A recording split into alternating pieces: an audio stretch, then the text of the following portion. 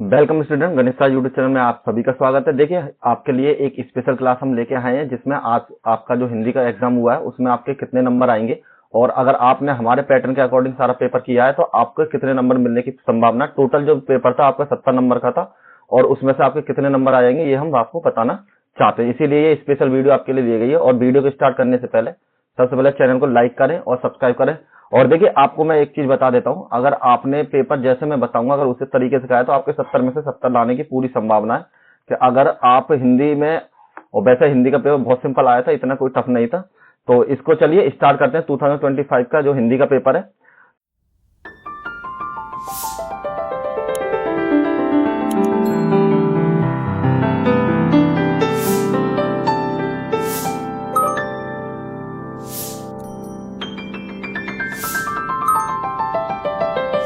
तो देखिए ये तो आपने पढ़ी होगा, आपको 15 मिनट एक्स्ट्रा मिले थे और सभी के लिए जो अनिवार्य थे जो आपको खंड गए थे इसमें 20 तो बहुविकल्प है और जिसमें वे पार्ट 50 पास मार्क्स का है। और उसमें जो आपको सभी को मतलब इसमें हिंदी के पेपर में सबसे पहले जरूरी है आपको हिंदी की राइटिंग सही होनी चाहिए। अगर आपकी राइटिंग सही है तो आपको अच्छे खासे मार्क्स इस पेपर में मिल सकते हैं और थोड़े से मार्क्स होने चाहिए। थोड़े से एफर्ट लगा के आपको लिखने का जो टेक्निक है उसके अकॉर्डिंग आपने लिखा है, जैसा कि मैं आपको बताने वाला हूँ आगे वीडियो में। उसको वीडियो कंटिन्यू लास्ट तक देखें जिससे आपको पता पड़ जाए कि आपके टोटल कितने मार्क्स हैं और जो भी मैं सारे सभी के सॉल्यूशन में लेके आपके लिए आया हूँ। तो चलिए स्टार्ट करते हैं आपके लिए। तो देखिए, सबसे पहले जो आपके मल्टीपल चॉइस आए थे इसमें आपको दिया था सबसे पहला मल्टीपल चॉइस, सरस्वती पत्रिका के संपादक का क्या नाम था। आपको 4 ऑप्शन दिए थे, ए प्रेमचंद, दूसरा हजारी प्रसाद द्विवेदी, तीसरा जयशंकर प्रसाद और महावीर प्रसाद द्विवेदी। तो आपका ऑप्शन पहले का जो सही आंसर था वो था आपका महावीर प्रसाद द्विवेदी, इसका आंसर करेक्ट हो जाएगा। नेक्स्ट में जो आपको सेकंड क्वेश्चन दिया था उसमें पूछा था आपसे निर्मला किस विधा की रचना है। मतलब आपको इसमें यह बताना है कि जो निर्मला हमारी एक लिखी हुई वो है रचना है वो किस तरीके की है, गद्य है, उपन्यास है, किस तरीके की है। तो उसमें आपको ऑप्शन दिए हैं कि वो एक निबंध थी, उपन्यास थी, जीवनी थी या आत्मकथा थी। तो हमारी जो निर्मला थी वो एक उपन्यास है हमारा और इसका जो ऑप्शन नंबर जो बी है वो आपका करेक्ट हो जाएगा। चलिए मैं इसमें भी लगाते चलता हूं, ठीक है। नेक्स्ट क्वेश्चन आपको दिया है कि पंचपात्र के लेखक कौन है। कि पंचपात्र के लेखक का क्या नाम है, इनमें से बताइए। तो जयशंकर प्रसाद, रामचंद्र शुक्ल और ये है आपके पंडूलाल और पुन्नालाल बख्शी या फिर जयशंकर प्रसाद। तो आपका जो सही उत्तर था वो था आपका ऑप्शन नंबर डी, जो कि आपकी जयशंकर प्रसाद हो गए थे। और क्वेश्चन नंबर 4, हिमालय की पुकार के लेखक कौन थे। जयशंकर प्रसाद थे, भगवत शरण अग्रवाल उपाध्याय थे, यहाँ पे रामधारी सिंह दिनकर थे, यहाँ पे जयशंकर भारती थे। तो इनमें से कौन थे जिसने हिमालय की पुकार नामक जो रचना लिखी है, उसके लेखक कौन थे। तो उसमें आपका जो ऑप्शन नंबर 4 में जो आपके जयशंकर भारती, जो कि आपका डी है, वो आपका जयशंकर भारती हो जाएगा। नेक्स्ट में देखिए, आपको लिखने का पैटर्न ये था कि अगर आपको पहला क्वेश्चन उतारिए उसके बाद उसका सही उत्तर जो था वही लिखिए। आपको सीक्वेंस लिखने का यही होता मल्टीपल चॉइस का, चारों लिखकर टिक मारने का कोई तरीका नहीं है। जो आपको सही ऑप्शन होता है उसी को सही लिखिए। नेक्स्ट में सेवा सदन के लेखक कौन थे। तो सेवा सदन के जो लेखक थे आपके रामकुमार वर्मा थे, जगदीश चंद्र माथुर थे, या फिर मुंशी प्रेमचंद थे, या फिर आचार्य रामचंद्र शुक्ल थे। तो उसका आंसर है आपका फिफ्थ का, मुंशी प्रेमचंद जी ने ये वाली हमारी जो रचना है सेवा सदन ये लिखी हुई है। नेक्स्ट में रीतिकाल के कवि कौन थे। इनमें से जो आपको दे रखे हैं 4, उनमें से रीतिकाल के कवि कौन थे। तो हमारे रीतिकाल के कवि केवल मती हैं, ये तो द्विवेदी काल के, ये भारतेंदु चंद्र युग के और यहाँ के छायावादी युग के। तो इसका मतलब हमारे पास केवल ऑप्शन नंबर बचता, तो मुंशी सॉरी जो मतीराम है वो हमारे उसके रीतिकाल के कवि हो जाते हैं। चलिए देखिए, दूसरा तार सप्तक आपका कब से प्रकाशित हुआ। तार सप्तक आपने हिंदी में पढ़े होंगे एग्जाम देने से पहले, जिसमें आपको दिया हुआ था पहला तार सप्तक, दूसरा तार सप्तक। तो उसी तरीके से आपसे पूछा इसमें कि दूसरा सप्तक था आपका कब तक था। तो वो आपका 1951 में हुआ था। तो ऑप्शन नंबर बी आपका बिल्कुल करेक्ट हो जाएगा। नेक्स्ट में नीहर के रचनाकार कौन है। जो नीहर की जो रचनाकार थी वो महादेवी वर्मा जी थी। तो इसका जो ऑप्शन नंबर 8 है, सॉरी 8 का जो ऑप्शन नंबर ए है वो आपका बिल्कुल करेक्ट हो जाएगा। नेक्स्ट में पुण्य की अभिलाषा के शीर्षक कवि में काव्य संग्रह से ली गई है। ये जो पुण्य की अभिलाषा ये किससे ली गई है, ये आपकी युग्म चरण से ली गई है, जिसका ऑप्शन नंबर बी आपका बिल्कुल करेक्ट हो जाएगा। नेक्स्ट में छायावादी युग की मुख्य विशेषता क्या थी कि युद्धों का सजीव वर्णन किया गया था। मतलब इस काल में जो रचनाएं लिखी गई थी उनका वर्णन किस तरीके का था। मतलब किस तरीके की रचनाएं उसमें आपको प्रेजेंट की गई थी आपके सामने। तो युद्धों की सजीव वर्णन या भक्ति की प्रधानता के ऊपर या फिर यथार्थ चित्रण के ऊपर या प्रकृति के मानवीकरण के ऊपर। तो इस वाले छायावादी युग में जैसे छाया एक तरीके से पेड़ की होती है, तो उससे भी आप अंदाजा लगा सकते थे कि छायावादी युग में जो आपकी वो है सारी प्रकृति के मानवीकरण के अकॉर्डिंग लिखी जाती है। ठीक है, लिखी गई थी। करुण रस का जो स्थायी भाव है ये तो सभी को पता होगा, आयोग किसी का ये ऑप्शन आपका गलत नहीं होगा। जो इसका शौक होता है, क्योंकि आपको करुण रस और छंद वगैरह ये तो आप याद करते ही करते हैं। ठीक है, नेक्स्ट में जहां उपमेय में उपवास पर सीधा उपरोक्त कर दिया जाता है वह यहाँ पर कौन सा अलंकार होता है। ये आपने अलंकार की डेफिनेशन पढ़ी होगी, उसमें अगर आपको इस तरीके कोई कथन आता है तो वहां पर रूपक अलंकार हो जाता है, जिसमें आपका ऑप्शन नंबर बी आपका करेक्ट हो जाएगा। तो आप इसमें काउंट कर लीजिए, टोटल आपके 12 मार्क्स थे। 12 मार्क्स में से इस पेज पे आपके कितने मार्क्स आए थे। ठीक है, प्रत्येक मार्क्स हमारा 1 नंबर का, सभी को ऐड कर लीजिए। अगर आपके ये सही है तो आपके 12 के 12 मार्क्स इसमें आपको मिल गए थे। चलिए नेक्स्ट में, शोटा किस प्रकार का छंद है, आपको ये बताना शोटा कैसा छंद है। तो शोटा हमारा अर्ध सममात्रिक छंद है। क्यों? क्योंकि आपके आधे आधे शोटा में इस तरीके से आधे आधे 4 पार्ट होते हैं, जिसमें इन दोनों का योग और इन दोनों का योग हम चेक करते हैं जो आपके सेम सेम होते हैं। तो इसके हिसाब से ये अर्ध सममात्रिक छंद है जो आधा आधा आपका ऐड होता है। तो ऑप्शन नंबर ए सही है। निर्गुण शब्द में प्रयुक्त सर्ग कौन सा है।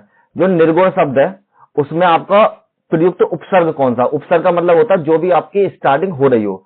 तो आपकी जो स्टार्टिंग हो रही है इसमें निर से हो रही है, तो आपका जो ऑप्शन नंबर डी है वो आपका करेक्ट हो जाएगा। देखिए किसी किसी ने नी भी बता रखा होगा, लेकिन नी इसका करेक्ट नहीं है।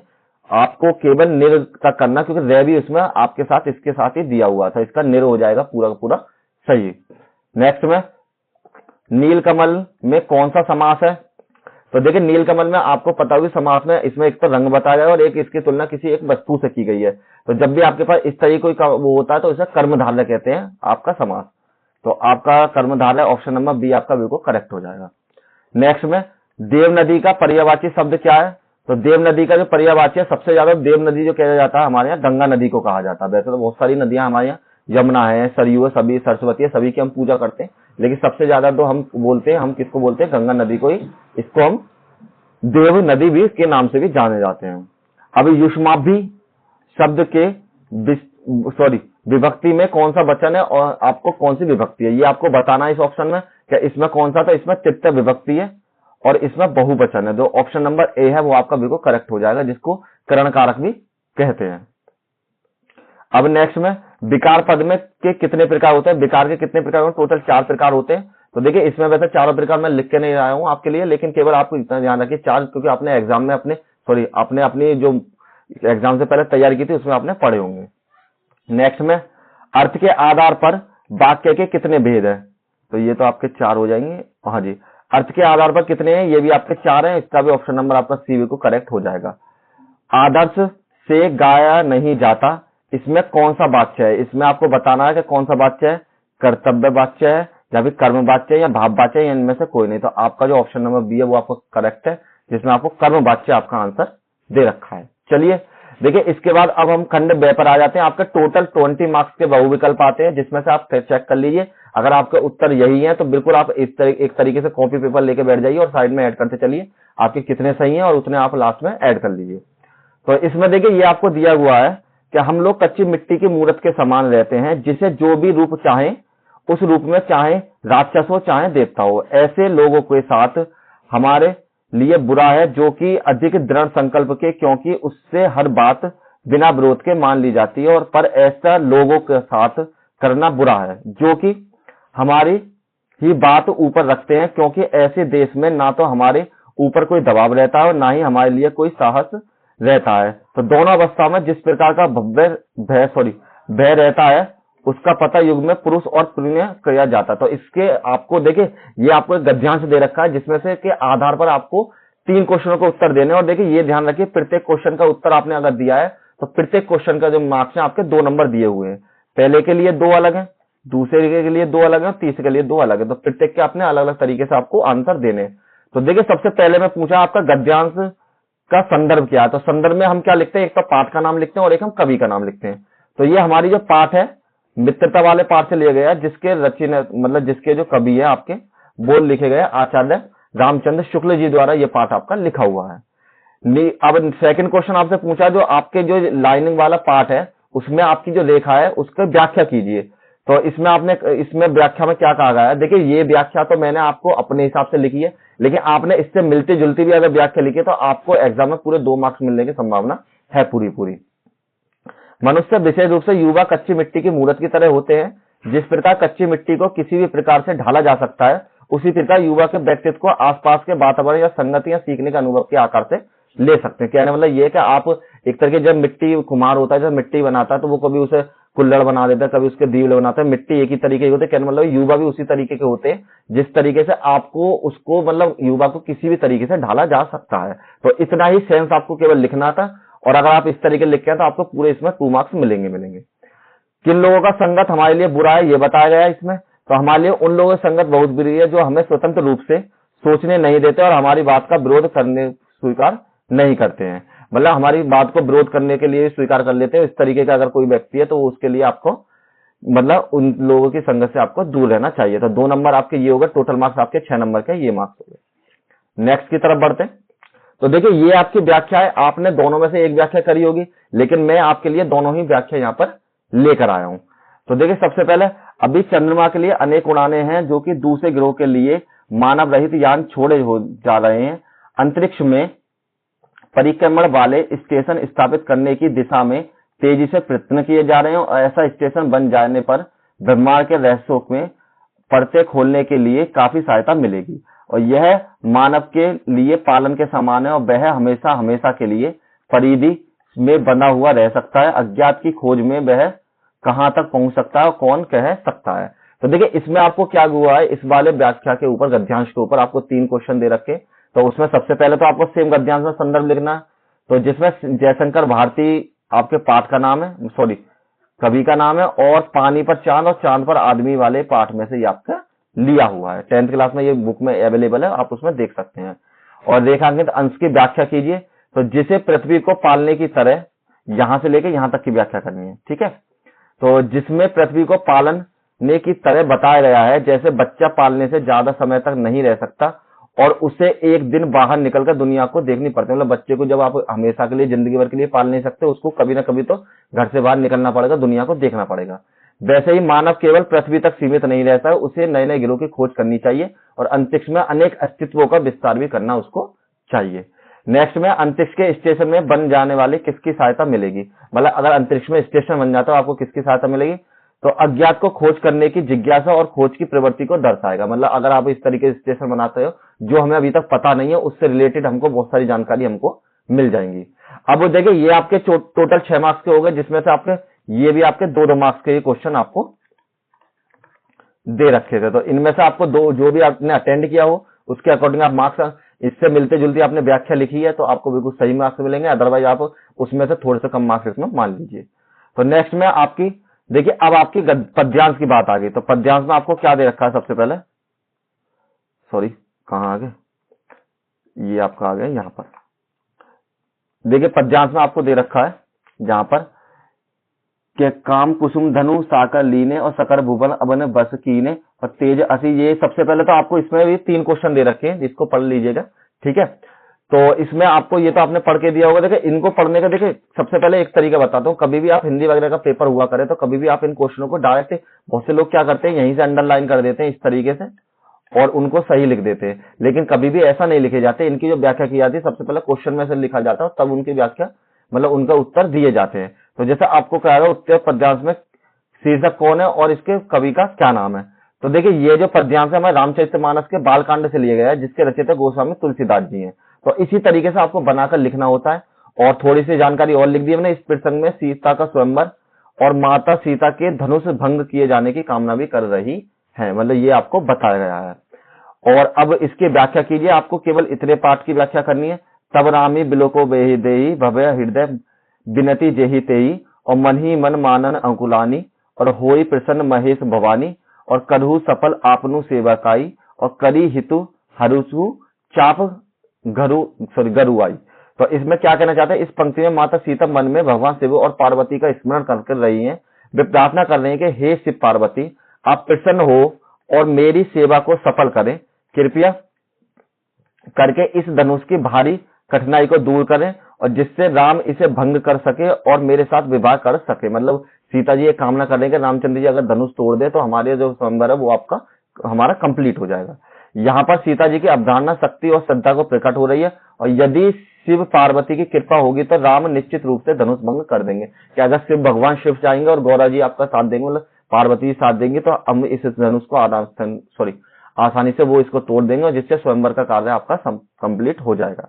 तो पद्यांश में सीता जी संकलित में श्री राम के विवाह के देवता को किसकी विनती कर रही है? तो देखिए आपको आस्था, श्रद्धा, विनती और प्रेम भाव के जो भगवान शिव की और पार्वती और गणेश जी से प्रार्थना कर रही हैं, क्योंकि गणेश जी भी शिव जी के ही पुत्र थे, तो उसके आधार पर इसको थोड़ा सा चाहो तो आपने अगर शिव और पार्वती भी लिखा तब भी आपका आंसर बिल्कुल सही है, लेकिन आपने कभी इसमें से थोड़ा सा लिखे, यहाँ पर इस तरीके से बनाकर लिखे, तभी आप इस तरीके से क्वेश्चन में पूरे मार्क्स मिलेंगे। और आपने मेरी तरीके से अगर लिखे हैं तो आपको पूरे 2 मार्क्स इसमें मिल जाएंगे।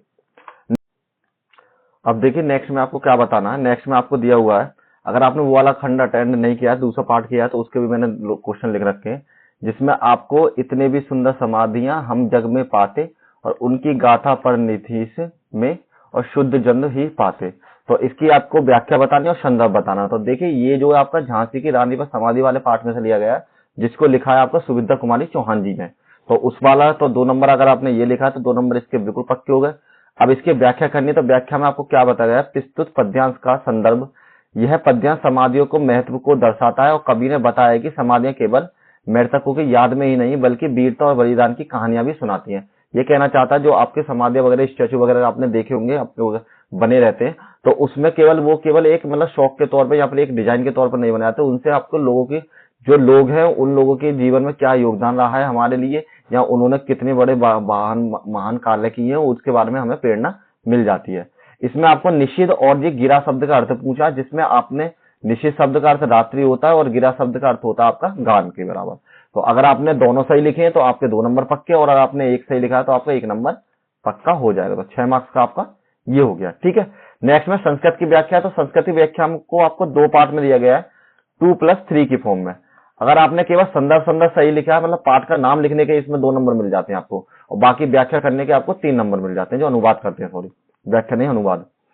तो इसमें जो ये आपका भारतीय संस्कृति वाले पाठ में लिया गया है, जो कि आपकी 10th की क्लास में हिंदी का पाठ अवेलेबल है, और इसमें संस्कृत का हिंदी हमारी अनुवाद है।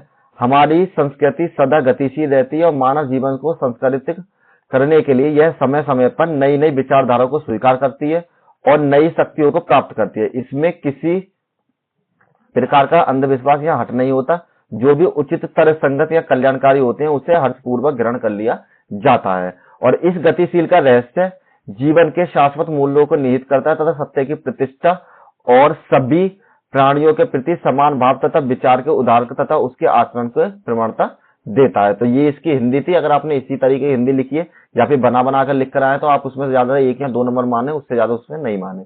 नेक्स्ट जो संदर्भ है आपका वीर वाले पाठ में से लिया हुआ है, जिसमें कुछ चीजें बताई गई हैं, 2 लोगों के आपस में कन्वर्सेशन है। तो सिकंदर और अल्लेचर से सैन्य के शिविर में लख तथा द्रौपदी बैठे हुए हैं और बंदिक पुष्पराज को आगे करके एकांत में यवन में सेनापति के पास प्रवेश करते हैं और सेनापति विजय हो महाराज। तो पुष्पराज हे भारत के वीर भी यवन राज सिकंदर को अभिनंदन करते हैं और अलच्छेद्र सिकंदर और तिरस्कार पूर्वक आहो बंधन में पड़े हुए तुम स्वयं को क्या समझते हो, ये बताया गया। और पुष्पराज ने हे यमराज, सिर्फ ये कह रहा है कि सिंह तो सिंह ही होता है, चाहे वो जंगल में हो या पिंजरे में हो, लेकिन वो उसको उत्तर देते हैं कि सिंह पिंजरे में रहकर कोई पराक्रम नहीं कर सकता, इसलिए वो बिल्कुल मतलब बेकार है, वो कुछ नहीं कर सकता। तो ठीक है, ये भी आपके उसी तरीके से थे। अब देखिए इसी तरीके से आपको इसमें संदर्भ और हिंदी की व्याख्या दी गई है, जिसमें आपको 2+3 की फॉर्म में दिया गया है।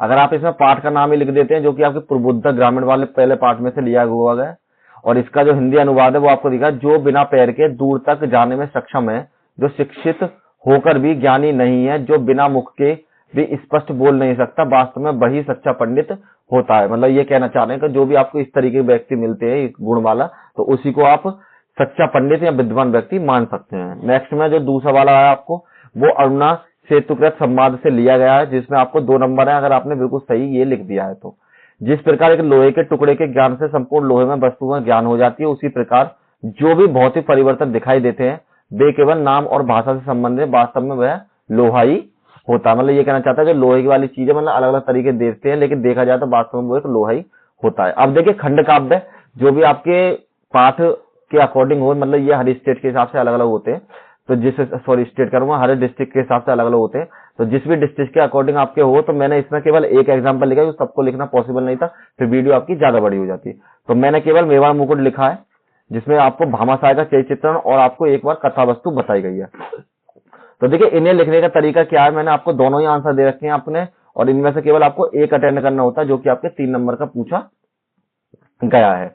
तो देखिए इसमें भामाशाह के चरित्र में मैंने तो अपने आधार पर चरित्र लिखा है, लेकिन आपने अगर इसमें मिलता जुलता ही लिखा है तो आपको पूरे 3 मार्क्स मिलने की संभावना है। लेकिन आपने अगर एक और थोड़ी सी क्रिएटिविटी यूज करी है, जैसे कि इसके गंगा रत्न पांडे जी थे, गंगा रत्न पांडे, अगर इन्हों का नाम भी आपने लिख दिया है तो 1 नंबर तो आपको इसी चीज का दे देता है वो एग्जाम में। अगर आपने नहीं लिखा है तो कभी भी आगे से कभी 12th वगैरह में जब आप लिखेंगे तो हमेशा ध्यान रखें, कोई भी खंड काव्य दे तो उसके राइटर का नाम आप सबसे पहले इंक्लूड जरूर करते, तो उससे एग्जाम पे इंप्रेशन पड़ता है, जिससे नंबर वो आपको ज्यादा दे सकता है। तो देखिए भामाशाह के चरित्र में मेवाड़ के आधार पर है। भामा एक महान दानवीर, भक्ति, राष्ट्रभक्ति, परोपकारी व्यक्ति था। वे महाराणा प्रताप के विश्वास पात्र मंत्री और सहयोगी भी थे, और जब हल्दी घाटी के युद्ध में महाराणा प्रताप को पराजय का सामना करना पड़ा था तो उनके पास राज्य संचालन के लिए धन नहीं बचा था, और तब भामाशाह ने अपने संपूर्ण धन की संपत्ति रावण के चरणों में अर्पित कर दी थी। भामाशाह ने अपनी सारी जो संपत्ति वो महाराणा प्रताप जी को दे दी थी। तो उनके चरित्र की जो कुछ विशेषता मैंने अलग से टॉपिक वाइज लिख रखी है, जिसमें देशभक्ति में मेवाड़ की जीत और अंत तक के लिए मातृभूमि की रक्षा में लगे रहे थे। उदार, परोपकारी और उनके संपूर्ण ज्ञान के मेवाड़ की स्वतंत्रता को के लिए दान दिया गया था पूरा, और राजभक्ति में वे महाराणा प्रताप के प्रति समर्पित थे, और संकट के समय उनके बड़े ही सहायक बने हुए थे। मतलब संकट जब बुरा समय था, जब वो अच्छे ही उनकी सेवा की थी। विवेकशील न केवल एक ज्ञानी बल्कि और कुशल प्रशासक और योग्य मंत्री भी थे, और त्याग मूर्ति और उनके बलिदान के कारण ही मेवाड़ को संगठित कर पाए थे दोबारा से। और मेवाड़ का जो नाम इतिहास दानवीर देशभक्तों के रूप में इसको अमर माना जाता है, जो भी आपका भामाशाह का नाम दिया गया है, जो कि एक सच्चा राष्ट्र प्रेमी भी होता है। ठीक है, तो उसमें ये बताया गया कि मतलब जो उनके जो राष्ट्र प्रेमी वाली जो गुण थे वो सारे के सारे इसमें बताए गए हैं। तो देखिए दूसरा जो क्वेश्चन था, इसमें खंड काव्य की कथा वस्तु बताई गई है। तो मैंने शॉर्ट में सारी कथा वस्तु लिख रखी है, जिसमें मेवाड़ एक नाटक है, जिसमें कि आपको कौरवशील इतिहास के बारे में लिखा गया है। लेकिन आपने अगर सारे सर्गों में से थोड़ा थोड़ा टुकड़े में लिख के भी आए तब भी आपको पूरे 3 नंबर इसमें मिल जाएंगे, उसकी कोई जरूरत नहीं। तो आपको ज्यादा से ज्यादा आपको इस तरीके करना था, जो आपको जो पार्ट था उसको सेपरेट करने की कोशिश करनी थी आपको। तो महाराणा प्रताप का संघर्ष, हल्दी घाटी के जो आपके वो थे, और मैंने भामाशाह का योगदान, ये सारी चीजें इसमें थोड़ी थोड़ी पॉइंट में लिख दी है। इसको एक बार पढ़ ले, जिससे आपको पता पड़ जाए कि आपके किस तरीके से आप इसमें करके आए हो, कितने मार्क्स आपको मिल जाएंगे। तो 3 नंबर का ज्यादा बढ़ने, अगर आपने 2-3 पॉइंट भी थोड़े इफेक्टिव लिख दिए तो आपको पूरे 3 नंबर मिलने की संभावना है। नेक्स्ट में देखिए जीवनी। जीवनी लिखने का तरीका सेम ये है, मैंने अपने हिसाब से आपको तीनों जीवनी लिख रखी है। तो रामधारी सिंह दिनकर की देखिए, सबसे पहले तो जीवनी लिखते समय अगर आपने जन्म और मृत्यु उनकी बिल्कुल सही लिखी है तो उसी से वो हो जाते हैं, और उनके लेखक के पिताजी के नाम वगैरह यहाँ आपने जीवनी में इंक्लूड करे हैं, तो वो भी आपके जरूरी है। और जो आपके जिला वगैरह, गांव वगैरह, ये चीज कुछ लोग ऐसे करते हैं कि वो साइड में लिख देते हैं, तो उससे थोड़ा इफेक्टिव होता है। इस तरीके से आपको लिख के आए, तो देखिए उसमें केवल जीवन का परिचय और रचना लिखने के लिए, तो आपके 3 नंबर तो जीवनी लिखने के लिए और 2 नंबर आपके उसमें रचना लिखने के लिए। जैसे कि मैंने रश्मि रथी उनकी एक रचना लिख रखी है रामधारी सिंह दिनकर जी की, अगर उसके आधार पर आप ये भी लिख सकते हैं कि जो भी आपकी रचना, जो आपका मन करे उस तरीके की रचना भी लिख सकते हैं, कोई जरूर नहीं ये लिख रखे हैं, तो उसको थोड़ा सा एक्सप्लेन और कर दिया तो आपको अच्छे खासे मार्क्स मिल सकते हैं।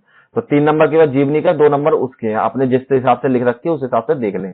हमारी दूसरी जीवनी थी डॉक्टर राजेंद्र प्रसाद की।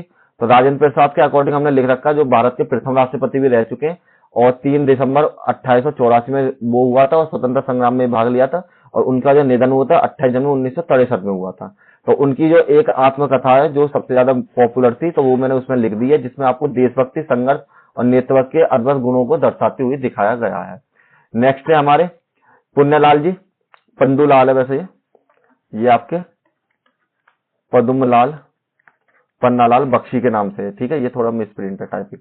तो इसमें आपके जो जीवन के बारे में लिखा हुआ है, देखिए उनका जन्म वगैरह, मृत्यु वगैरह आपने जो लिख रखी है, अगर आपने उसी तरीके लिख रखी है तो जरूर है। उनकी जो एक थी वीर सावरकर, जो इस पर अभी एक दृष्ट में फिल्म भी आई थी, तो उसके आधार पर भी आप ये भी मतलब करंट के मुद्दे भी आप उसमें लिख सकते हैं, जैसे कि उससे जुड़े हुए, और वो जोड़ लीजिए आप, जिस हिसाब से आप लिख के आए उस हिसाब से आपको मार्क्स मिल जाएंगे। नेक्स्ट में देखिए इसी तरीके से मैंने इसमें आपके सूरदास और उनकी जीवनी ऐड नहीं की है, तो आपने सूरदास वगैरह की जीवनी का तरीका बिल्कुल सेम है, क्योंकि लिखने से कोई फायदा नहीं है, तो सेम आपको उसी तरीके से ऐड करनी है। अगर आपने जीवनी में उनके जीवन परिचय लिखा था 3 मार्क्स का, उसके बाद अगर आपने उनकी जो एक रचना लिख रखी है, सूरसागर है सूरदास जी की, महादेव वर्मा की बहुत सारी है, घोड़ा बादल कथा वगैरह इस तरीके की। तो मैथिली सागर गुप्त की अगर अपना रचना भी लिख सकते हैं तो आप उस तरीके अपने मार्क्स काउंट कर लीजिए, क्योंकि ये केवल मार्क्स काउंट करने के लिए, इनको लिखने से कोई फायदा नहीं था, तो इसलिए मैंने नहीं लिखे हैं। अब चलिए नेक्स्ट में आपको एक कोई भी पाठ्य पुस्तक में श्लोक लिखा था, तो मैंने आपका ये वृक्षा सदैव जो आपके 10th की क्लास में अवेलेबल है, मैंने उसमें से लिख दिया है। तो आपने जो भी लिखा हो आपको पूरे मार्क्स मिल जाएंगे, उसके आप 2 मार्क्स और जोड़ लें, ठीक है। और वाद विवाद प्रतियोगिता में के लिए आपको चचेरे भाई के लिए जो बधाई पत्र लिखना था, तो देखिए इसका जो फॉर्मेट था, फॉर्मेट जरूरी था, और जो भी आपको लिखना था, प्रिय चचेरे भाई सप्रेम नमस्कार। और मुझे यह जानकर अत्यंत हर्ष हुआ कि तुमने वाद विवाद प्रतियोगिता में प्रथम स्थान प्राप्त किया। यह न केवल तुम्हारी मेहनत और लगन का परिणाम है, बल्कि तुम्हारी वाक्पटुता और तर्क शक्ति का भी प्रमाण देता है। तुम्हारी यह उपलब्धि हमें सभी के लिए गर्वित है। मतलब इस तरीके के शब्दों को आपने जोड़ा है। थोड़े जब हिंदी लिखा करे, लेटर वगैरह कुछ ऐसे लिखते हैं इफेक्टिव, जिससे एग्जामिनर पढ़ के थोड़ा इंप्रेस हो जाए। तो आपने अगर इस तरीके कुछ लिखा तो 4 नंबर, और अगर आप अपना नाम वगैरह कुछ नहीं लिख के आए तो आप इस तरीके से कुछ भी लिख सकते हैं। यहाँ पर XYZ या एवैसे कुछ भी आप लिख सकते हैं। आपने नाम लिखा तो आपके नंबर जरूर कटेंगे, तो आप ये समझ लिए वो एग्जामिनर पर डिपेंड करता है। अब नंबर दें या ना दें तो आप इसमें केवल 2 मार्क्स ही माने अपने। नेक्स्ट में आपको विद्यालय के लिए वो दिया गया है। नेक्स्ट में एप्लीकेशन आई आपकी जो दिया हुई है, तो उसका फॉर्मेट इस तरीके है। विद्यालय का नाम जो भी आप XYZ पब्लिक स्कूल या इंटर कॉलेज कुछ भी लिख सकते हैं, और विषय आपको इस तरीके से देगा। सभी निवेदन यह है कि हमें विद्यालय का पुस्तकालय अत्यंत समृद्धि तथा इसमें हिंदी की पत्र पत्रिका कर्मों तथा हमारी राष्ट्रीय भाषा में इसमें उन्नत किया गया है, और जिसमें हमने इस तरीके से मैंने ये पत्रिका भी इसमें ऐड कर रखी है। अगर आपने इस तरीके का लिखा है तो आपको पूरे के पूरे मार्क्स 4 मिलेंगे, और अगर आपने कोई गलती की है तो नंबर उसके उस हिसाब से आप अपने काट लें। नेक्स्ट में आपके संस्कृत के क्वेश्चनों के आंसर है, जिसमें वाराणसी कैसा संगमन स्थल अस्ति, तो वाराणसी विद्या कला संस्कृति एवं धर्म संगमी स्थल अर्थ। यहाँ केवल आप कला या विद्या भी लिख सकते हैं, उससे काम चल जाएगा। एक एक नंबर का प्रत्येक आपका क्वेश्चन है, केवल आपको 2 अटेंड करने थे। मैंने इसमें चारों के उत्तर आपके लिए लिख दिए हैं, तो अगर आपने 2 अटेंड कर लिए तो 2 नंबर आप इसके मान सकते हैं। अस्माकम मुख्य कर्तव्य स्वदेशम सेवाम सत्यम पालनम च अस्ति, तो ये आपका आंसर था। और अलक्ष्य सेनापति किम आदर्श, तो अलक्ष्य सेनापति शत्रुघ्न जंत आदर्श। नेक्स्ट में भूमे गुरुतम किम अस्ति, तो मात्र प्रेमी भूमत गुरु में अस्ति, ये आपको दिया हुआ है। तो ये आपके आंसर बिल्कुल अगर इस तरीके लिखे तो आप इसको ऐड कर लीजिए। इसके बाद लास्ट में पहुंच जाते हैं, लेकिन निबंध मैंने अपने हिसाब से लिखे हैं। आपने अगर निबंध में जो मेन जो पॉइंट है वो आपने लिखे हुए हैं, जैसे कि आपने हेडिंग बनाकर महत्व वगैरह लिखे हुए हैं, निष्कर्ष लिखा हुआ है, उनकी भूमिका या प्रस्तावना जैसे कहते हैं, आपने उस तरीके से लिखे हुए हैं। जैसे मैंने इसमें इंक्लूड किया है लेटेस्ट चीज को, जो कि आपकी योग मतलब इस तरीके जो नॉलेजेबल जानकारी कर आप निबंध में ऐड करते हैं, तो आपको एग्जामिनर इंप्रेस हो जाता है और पूरे 7 नंबर आ सकते हैं। और आपको निबंध कम से कम 2 से 3 पेज का आपने लिखा है, तभी आपको पूरे 7 नंबर मिलेंगे, अदरवाइज इसमें आपको 2 या 3 नंबर मान लीजिए। तो मैंने सभी के निबंध इसमें ऐड कर रखे हैं। प्रदूषण की समस्या और कोरोना और वैश्विक ये सड़क के सुरक्षा एवं जीवन रक्षा, तो सारे के सारे मैंने लिख रखे हैं। आपने जिस हिसाब से भी लिखे हो उस हिसाब से आप देख लीजिए, और आपने पॉइंट के अकॉर्डिंग लिखा है तो आप अपने कम से कम 4 से 5 मार्क्स मत समझ लीजिए। और देखिए अगर आपको इसकी पीडीएफ चाहिए तो हमारा गणेश जी के नाम से टेलीग्राम चैनल है, वहां पर जुड़ जाइए। मैं इसकी पीडीएफ अपलोड कर दूंगा और वहां से आप इसे डाउनलोड कर सकते हैं। Thank you all of you. चलिए मिलते हैं नेक्स्ट वीडियो में।